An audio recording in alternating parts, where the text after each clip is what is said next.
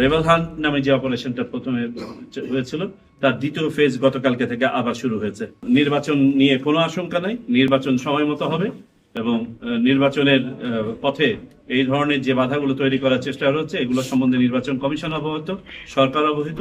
আজকে আমরা সন্তুষ্ট হয়েছি সরকার তথা আইন প্রয়োগকারী সংস্থার যেসব কার্যক্রম এই পর্যন্ত নেওয়া হয়েছে সেগুলো নিয়ে আমরা সন্তুষ্ট। তবে যেসব জায়গাতে আরো অধিকতর কাজ করার অবকাশ আছে সেগুলো নিয়ে কথা হয়েছে।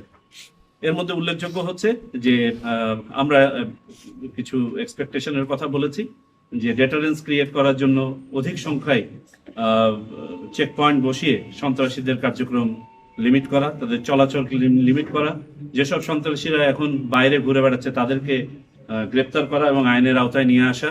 কোকো ও শিয়া বাটারের ইউনিক কম্বিনেশনে তৈরি Natura expert care body lotion স্কিনের ড্যামেজ হিল করে, ত্বক রাখে সফট ও ময়েশ্চারাইজ। লুকিয়ে আর কতদিন, বাই বাই ড্যামেজ স্কিন।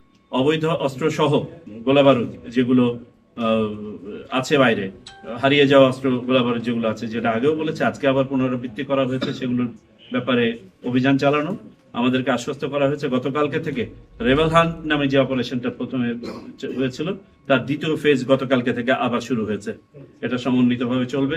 গোয়েন্দা কার্যক্রমের উপর আলোকপাত করা হয়েছে এবং এই গোয়েন্দা কার্যক্রমের অংশ হিসেবে সংশ্লিষ্ট সকল বাহিনীর গোয়েন্দা উপাত্ত যাতে করে সমন্বয় করা হয় সেটার ব্যাপারে কথা বলা হয়েছে।